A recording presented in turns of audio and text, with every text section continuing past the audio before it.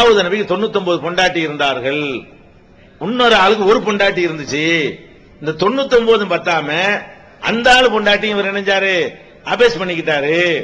அவர் இன்னொருத்தருடைய பொண்டாட்டி நினைச்சிட்டாரு, அவர் கைப்பற்றிக்கிட்டாரு. அதுக்கு தான் அல்லாஹ் என்ன பண்றான், இந்த மாதிரி அனுப்பி விட்டான்னு சொல்லி எல்லா நிறைய தப்சீர்கள்ல, அரபியில வரக்கூடிய நிறைய தப்சீர்கள்ல இந்த ஆயத்தை போட்டு விளக்க உரைங்கிற பேர்ல இந்த மாதிரி எழுதி வச்சிருந்தாங்க. அப்ப நம்ம என்ன பண்ணோம், இது ஒரு நபி இப்படி செய்வாரா, 99 பொண்டாட்டி வச்சிருந்தாராம், இன்னொருத்த பொண்டாட்டி சேர்த்த அபகரிச்சுக்கிட்டாராம். இது மாதிரியான ஒரு வேலையை அல்லாஹ்வுடைய தூதர்கள் செய்வாங்களா? கண்டிப்பா செய்ய மாட்டாங்க. 99 ஆடுனா 99 பொண்டாட்டி தான் வைக்கணும்னு என்ன அர்த்தம் இருக்குது? ஒரு ஆடுனா ஒரு பொண்டாட்டி நீ வைக்கிற, ஒரு ரொம்ப கொஞ்சம் வச்சுக்கிற வேண்டியான அவருடைய கண்ணியத்தை பாதிக்காது. ஆனா தப்பு செய்யலன்னு சொல்ல இயலாது. அவர் செய்ய போய் தான் அல்லாஹ் திருத்தருக்கு மன்னிப்புலாம் கேட்கிறாரு. அவர் ஒண்ணுமே செய்யலன்னு சொன்னா அந்த ஆயத்துக்கு அர்த்தம் இல்லாம போயிடும். அவர் என்னமோ ஒன்று பண்ணியிருக்கிறாரு, என்ன பண்ணலாம், ஆனா அது என்னவா இருக்க முடியாது, இன்னொருத்த பொண்டாட்டியை கைப்பற்றிக்கிட்ட ஒரு மேட்டரா இருக்க முடியாது. இது பைபிள்ல அப்படி எழுதப்பட்டிருக்கிறது. பைபிள்ல என்ன இருக்குது, அவருக்கு 99 மனைவி இருந்தது. அவருடைய தளபதி உரியான்னு ஒரு ஆள் இருந்தாரு. அந்த உரியாவுடைய மனைவி குளிச்சுக்கிட்டு இருக்கிறத மாடியில இருந்து ஒரு பாக்குறாரு. அந்த பொண்ணு ரொம்ப அழகா இருந்துச்சு அந்த பொண்டாட்டி. இந்த பொண்ணை நம்ம கைப்பற்றிக்கிறோம் சொல்லி இந்த உரியாவை நெஞ்சாரு போருக்கு நீ போன அனுப்பி வச்சு இவருடைய ஆட்களை வச்சு போரில் வச்சு கொள்ள சொல்லிட்டாராம். இவர் ஆட்களை வச்சு அவனை காலி பண்ணிருங்க, அவன் பொண்டாட்டியை நான் அடையணும் அப்படின்னு சொல்லி இப்படி எல்லாம் எழுதி வச்சுக்கிறாங்க. இதை படிச்சுட்டு தப்சீருங்கிற பேர்ல அப்படியே வாந்தி எடுத்திருக்கிறாங்க. இந்த பைபிள்ல வரக்கூடிய இந்த கதையை படிச்சுட்டு என்ன பண்ணிருக்காங்க, நம்ம ஆளுக்க பெரிய பெரிய உலமாக்கள் அறிஞர்கள் சொல்லக்கூடியவங்க எழுதி வச்சிருந்தாங்க. அப்ப நம்முடைய தமிழாக்கம் இருக்குல்ல, நம்ம குர்ஆன் தமிழாக்கத்துல அந்த வசனத்துக்கு விளக்கம் ஒரு குறிப்பு கொடுத்திருக்கிறோம். என்ன கொடுத்திருக்கிறோம், இந்த மாதிரி எல்லாம் தாவூது இந்த சம்பவத்தை வைத்து பிறருடைய மனைவியை தாவூது நபி அங்கீகரித்ததாக எல்லாம் தப்சீர்ல சொல்றாங்க. அது இருக்க முடியாது. அந்த மாதிரி தப்ப நபிமார்கள் செய்ய மாட்டாங்க. தப்பு செய்வாங்க நபிமார்கள், இந்த மாதிரி தப்பு செய்வாங்களா? மனிதன் இப்ப நம்மள நானே சில தப்பு செய்யறேன், நீங்களே சில தப்பு செய்றீங்கன்னா சில தப்பை செய்வாங்க நம்ம நம்பலாம், சில தப்பை செய்வாங்க நம்பவே முடியாது. ஒருத்தனை காலி பண்ணி அவன் முன்னாடி கூட்டு போற தப்ப ஒரு ஒரு முக்கியமான ஒரு பொறுப்புல உள்ள ஒரு மனிதன் செய்வானா? தாவாவில் இருக்கிற மனிதன், குர்ஆன் அடிப்படையில் இருக்கக்கூடிய ஒரு மனுஷன் செய்ய மாட்டான். ஒரு நபி செய்வாரா? செய்ய மாட்டார். அப்ப இந்த மாதிரி தப்சீர்ல எழுதுனது தப்பு. அதுல தப்பே இல்லைன்னு சொல்ல முடியுமா? சொல்ல முடியாது. அப்படின்னா என்ன நம்ம என்ன கொடுத்தோம்னு கேட்டா, இந்த மாதிரி விஷயமா இருக்க முடியாது. எந்த மாதிரி இருக்கலாம், இவர் ஏதோ கொஞ்சம் அதிகமா அரசாங்கத்துல நிறைய அரண்மனை அது இது நிறைய வச்சிருக்கிறாரு. அரசாங்கத்துக்கு தேவைப்படக்கூடிய ஏழைப்பாளைய நிலம் ஏதாவது இருந்திருக்கு. ஏற்கனவே உங்களுடைய இடத்தை வச்சுக்கிட்டு ஒரு ஏழையுடைய இடத்தை ஏதாவது ஒரு நல்ல நோக்கத்துக்காக வேண்டி ஒரு நபியுடைய கண்ணியத்துக்காக நம்ம எழுதுறோம். ஒரு அரசாங்கத்துறை பணிக்காக வேண்டி இதை எடுத்திருப்பாரு. நீ எப்படி ஒரு ஏழை எடுக்கலாம், ஒன்றது உள்ள இடம் இருக்க, நீங்க அப்ப எடுக்கலாம் நல்லா நினைஞ்சிருப்பான், சுட்டி காட்டி இருக்கலாம். இந்த மாதிரி இதுதான் இல்ல, இது போன்ற விஷயமா இருக்குமே தவிர பொம்பளை மேட்டரா இருக்காது. நம்ம எழுதி இருக்கிறது ஊகமாக எழுதல. அந்த ஆயத்துல விளங்குது இவர் தப்பு செஞ்சார்னு. என்ன மாதிரி தப்புன்னு விளங்குது, ரொம்ப கொஞ்சம் மேட்டரா தான், ரொம்ப வச்சுக்கிற ஒரு ஆளு கொஞ்சம் வச்சுக்கிற ஒரு ஆள்கிட்ட இருந்து என்னத்தையோ எடுக்க பாக்குறாரு, எடுத்து விட்டாரு. இதுதான் கேஸ். இந்த கேஸ்ல இருந்து இது மாதிரி தப்பு அவர் பண்ணினார்னு விளங்குது. இது மாதிரி தப்பு பண்ணினார்னு அல்லாஹ் சொன்னதைத்தான் நானும் சொல்லியிருக்கிறேன். நம்ம அவர் தப்பே செய்யலன்னு வசனத்துல இருந்து நானா பில்டப் கொடுத்து தப்பு செஞ்சார் நான் சொல்லல. அல்லாவே என்ன சொல்றான், அவர் ஒரு தப்பு செஞ்சார், அதிகம் வைத்துக் கொண்டே கொஞ்சம் வைத்திருக்கிற ஆள்கிட்ட என்னத்தையும் நினைஞ்சாரு எடுக்க முயற்சி பண்ணினாரு. அதை கண்டிக்கிறதுக்கு இந்த மாதிரி ஒரு செட்டப் எல்லாம் பண்ணனா, அவர் அதை விளங்கிக்கிட்டு புரிஞ்சுக்கிட்டு நினைச்சிட்டாரு, தௌபா செஞ்சிட்டாருன்னு வரும் பொழுது அப்ப அவர் தப்பே செய்யலன்னு அந்த இடத்துல எழுத முடியும். அந்த இடத்துல குறிப்பு விளக்கம் எழுதும் பொழுது நம்ம என்ன செய்யறோம், தப்சீர்கள் எழுதுனதெல்லாம் தப்பு.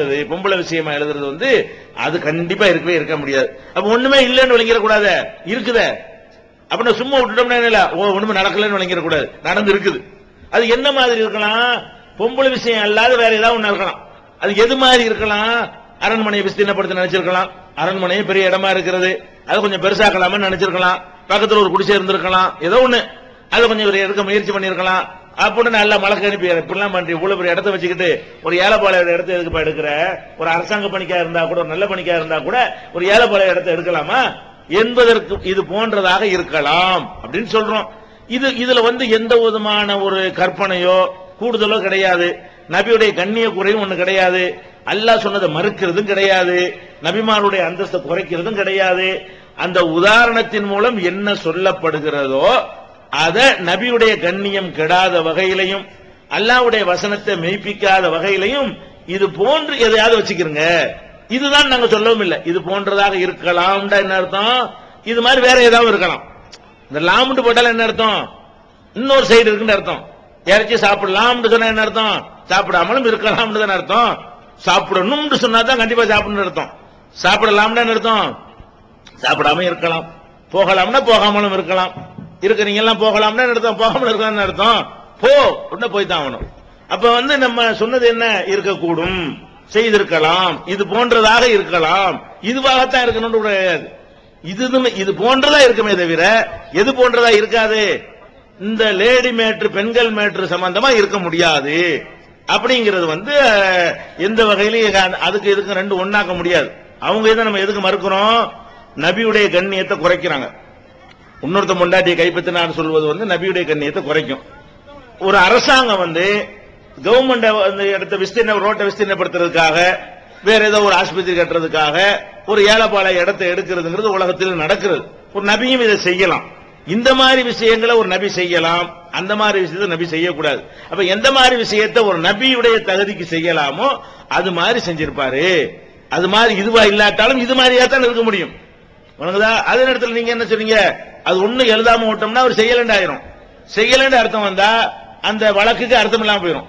சுட்டி காட்டினதுக்கு அர்த்தம் இல்ல, ரெண்டு பேர் வந்ததுக்கு அர்த்தம் இல்ல, மன்னிப்பு அவர் ஒண்ணும் கேட்டு மன்னிப்பு கேட்டாரு, என்னமோ பண்ணிருக்காருன்னு கன்ஃபார்ம் ஆகுதுல, அந்த பன்னெண்டு இந்த மாதிரியான விஷயம் கன்ஃபார்ம் ஆகுதுல, அதெல்லாம் கவனத்துல கொண்டுதான் தூர நோக்கோட அழகான முறையில் நெஞ்சிருக்கும். அந்த விளக்கத்தை கொடுத்திருக்கோம். திருப்பி ஒருக்கா நீங்க படிச்சாலும் நல்லா தெரியும்.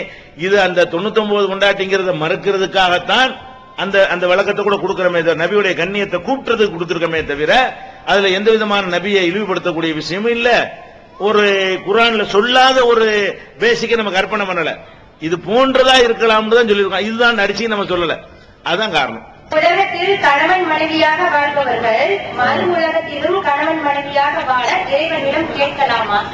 இப்படி கேட்பது இறை நியதிக்கு முரண்பட்டதா? அதாவது இந்த உலகத்துல கணவன் மனைவியா வாழ்றவங்க மறு உலகத்திலையும் அதே மாதிரி கேட்கலாமான்னா கேட்கலாம். அது ஒன்றும் தப்பு கிடையாது.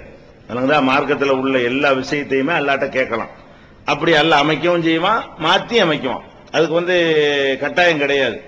ஏன்னு கேட்டா அபு சலமாங்கிற ஒரு சஹாபி இறந்து போன உடனே அவங்க மனைவி உம்மு சலமாவுக்கு ரசூல் ஸல்லல்லாஹு அலைஹி வஸல்லம் ஒரு துஆவை கற்றுக் கொடுப்பாங்க. என்ன கற்றுக் கொடுப்பாங்க? நீ அல்லாஹ்ட்ட கேளு. எப்படி கேட்கணும்? இப்ப இவரை விட சிறந்த ஒரு துணையை எனக்கு தா, இதை விட சிறந்த ஒரு துணையை எனக்கு மாத்தி கொடு அப்படின்னு கேட்கிற மாதிரி என்ன செய்வாங்க? கற்று தருவாங்க.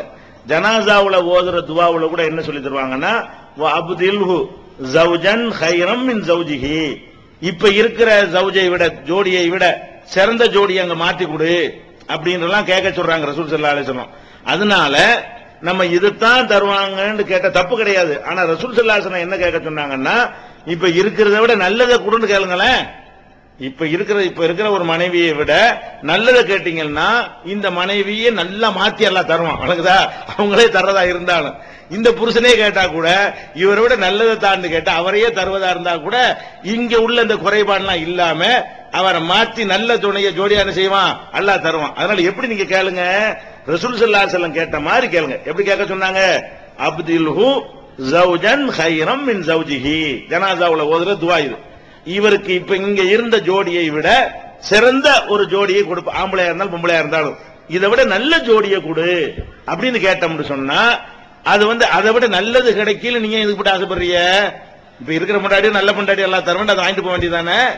இப்ப இருக்கிற புருஷனை விட நல்ல புருஷன் கிடைப்பாண்டா அதுலயும் உங்களுக்கு என்ன சங்கடம்? அதனால நல்லது ஆசைப்படுங்க. சொர்க்கத்தை பொறுத்த என்ன செய்யுங்க? நல்லது ஆசைப்படுங்க. அப்படி ஆசைப்பட்டீங்கன்னா இவரே நல்லவரா இருந்தா இவரே கிடைச்சிருவாரு. இவர் இன்னும் கொஞ்சம் நல்லா டெவலப் பண்ணி என்ன செய்வான்? எல்லாம் உங்களுக்கு சிறந்த நிலையில ஆக்கி கூட தருவான். இதை கேட்டோம்னா எல்லாம் அடங்கி போயிடும். அப்படி கேளுங்க ரசூலுல்லாஹ் சொன்னபடி.